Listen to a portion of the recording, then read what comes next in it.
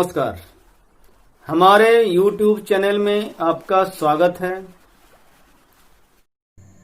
आज हम बात करेंगे पांचवें खाने में कौन कौन से ग्रह अशुभ होते हैं, मंदे होते हैं। तो पांचवें खाने में राहु, शनि और केतु मुख्य रूप से अच्छे परिणाम नहीं देते हैं, अच्छे फल नहीं देते हैं। तीनों का कमोबेश एक जैसा ही स्थिति है। शनि को यहाँ अंडा खाने वाला सांप कहा गया है, तो फिर राहु को भी वही कहा गया है। केतु यहाँ पर शुभ परिणाम तब देंगे जबकि सूर्य अच्छा होगा। सूर्य अगर अच्छा है तो फिर यहाँ केतु भी अच्छा फल देगा। राहु और शनि और केतु ये तीनों का यहाँ पर लगभग एक जैसा फल है कि यह संतान संबंधी समस्या देता है। खास करके संतान होने में बहुत ज़्यादा लेट लतीफ़ी, और ये तो तय है कि संतान अगर होगा तो पुत्र होने की संभावना बहुत ज़्यादा है। यह पुत्र संतान देता है, लेकिन या तो बहुत से गर्भपात होने के बाद, एबॉर्शन होने के बाद, या फिर काफ़ी देर से।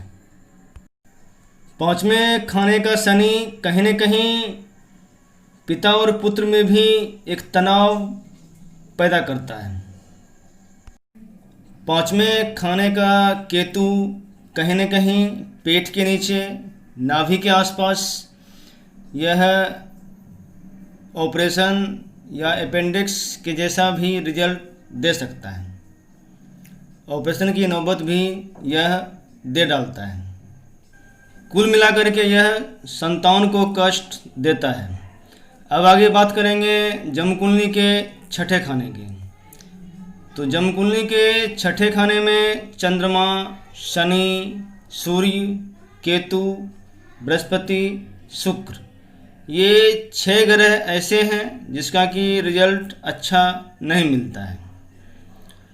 तो सबसे पहले हम बात करेंगे चंद्रमा की। चंद्रमा छठे खाने में है तो माता के लिए बहुत ही कष्टकारी है। हो सकता है कि माता बचपन में ही गुजर जाए।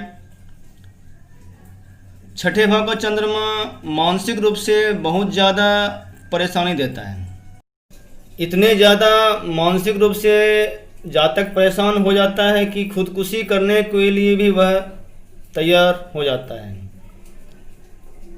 और अगर चंद्रमा यहाँ पर स्ट्रॉन्ग है, मजबूत है, और भी ग्रह का अगर सिम्टम्स, कुछ बैड इफ़ेक्ट्स अगर आ रहे हैं, खास के मंगल बद अगर कुंडली में है, तो फिर ठीक इसके उलट खुद को नहीं मार करके यह दूसरे को भी मार करके हत्यारा बन सकता है।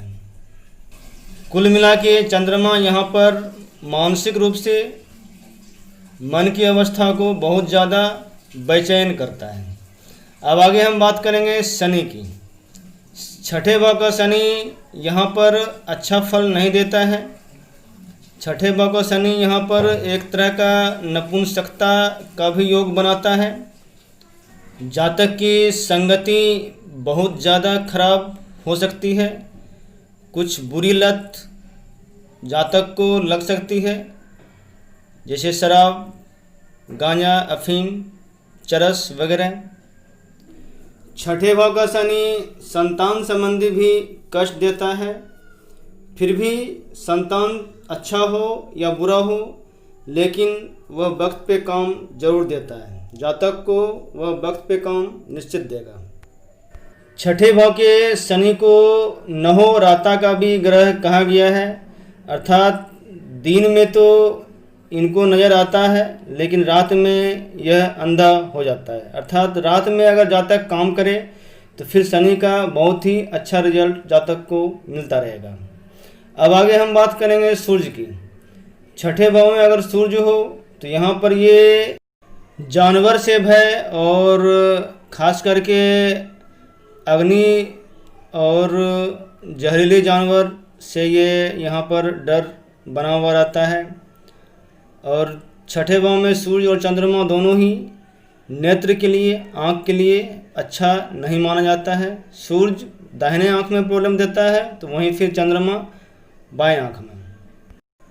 लेकिन शिक्षा के दृष्टिकोण से छठे भाव का शनि अच्छा फल देता है। अगर जातक घर से बाहर रह करके पढ़ाई लिखाई करे तो यह फिर बेस्ट रिजल्ट देगा, खास करके मेडिकल लाइन में। अब हम बात करेंगे केतु की।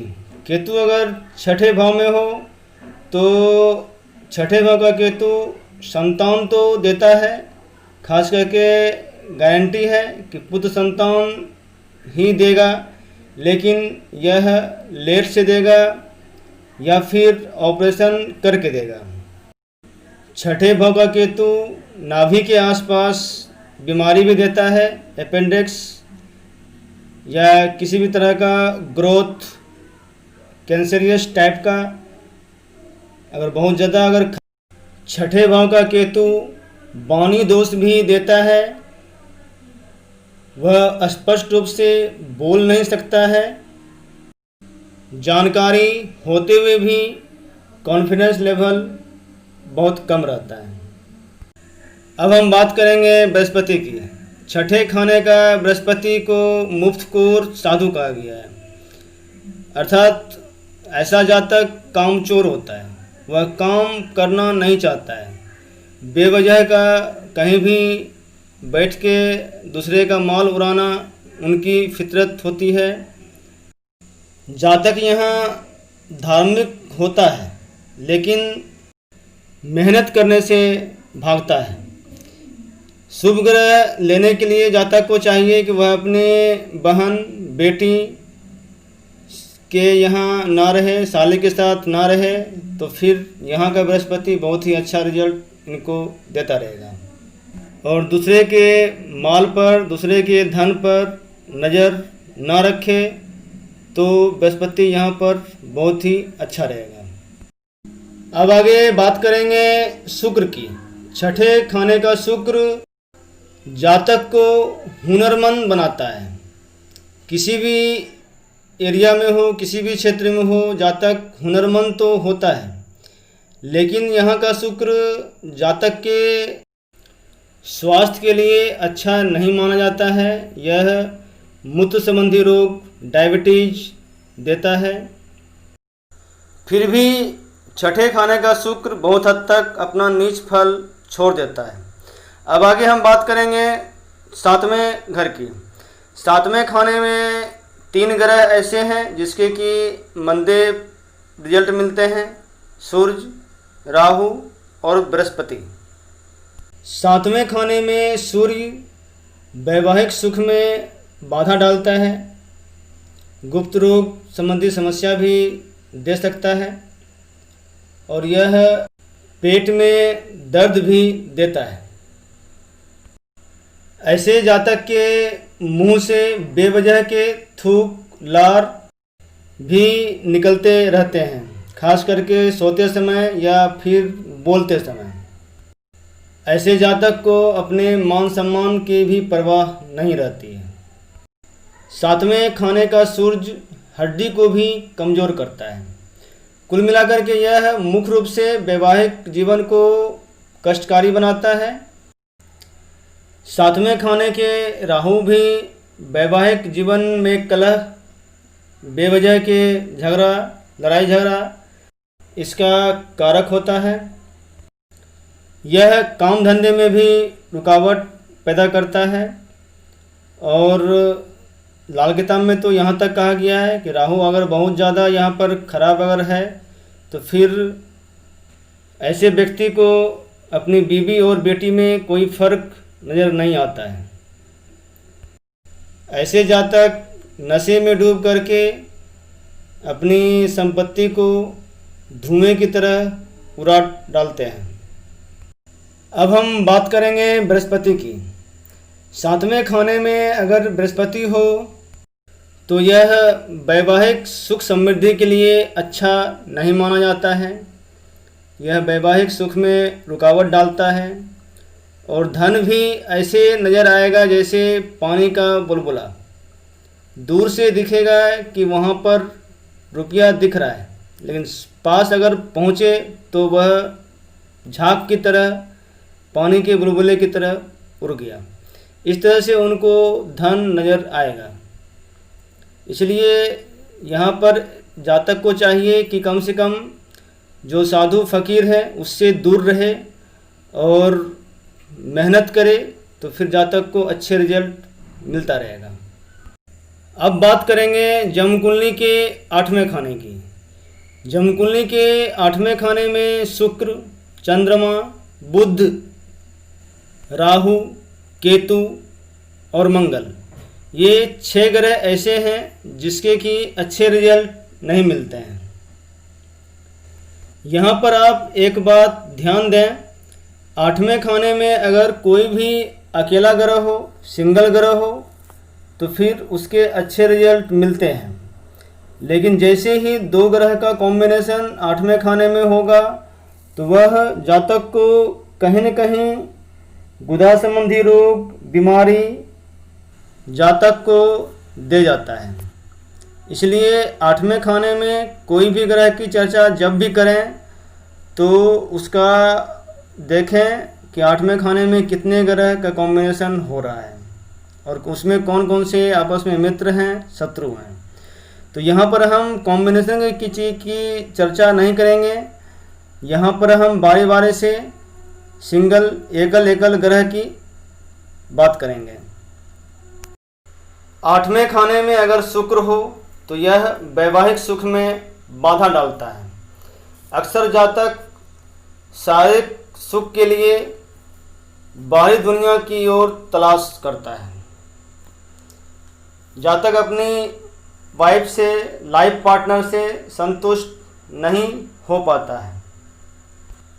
ऐसे व्यक्ति दूसरी शादी भी कर लेते हैं। ऐसे व्यक्ति की लाइफ पार्टनर कठोर स्वभाव वाली होती है। अब आगे बात करेंगे चंद्रमा की। चंद्रमा 8वें भाव में अगर हो तो यह धार्मिक प्रवृत्ति का बनाता है, लेकिन वहीं फिर यह पेशाब संबंधी रोग, माता के लिए कष्टकारी, और फिर यह पानी से भी खतरा जातक को देता है और ऊंचाई से भी जातक को हमेशा भय बना रहता है, पैर, दीवार आदि से गिरना। 8वें खाने में अगर बुध हो तो जातक को स्वाद संबंधी बीमारी, गंध को पहचान नहीं सकना, नाक और जिह्वा स्वाद संबंधी समस्या रहती है। दांतों में भी प्रॉब्लम होने का चांस जातक को बहुत ज़्यादा रहता है। यूँ तो 8वें खाने में अगर बुध अकेला हो तो इसको अच्छा नहीं माना जाता है। लाइफ में अस्थिरता नहीं रहती है। यूँ तो बुध किसी भी खाने में अकेला हो तो लाइफ में अस्थिरता नहीं रहती है, भटकाव बहुत ज़्यादा रहता है, ऐसा लगता है कि पूरा जीवन भटक रहे हैं। 8वें खाने में अगर राहु हो तो यह पेट आंत्र का गुदा संबंधी रोग, और अगर केतु अगर 8वें खाने में हो तो फिर गुप्त रोग, हाइड्रोसिल का ऑपरेशन वगैरह भी दे डालता है। औरतों में यह मासिक धर्म संबंधी समस्या पैदा करता है। वहीं फिर अगर 8वें खाने का अगर मंगल को देखें तो फिर यह जातक में बहुत ज़्यादा सेक्सुअलिटी देता है, जिसके कारण से जातक के दूसरे स्त्री पुरुष से प्रेम संबंध बनते हैं।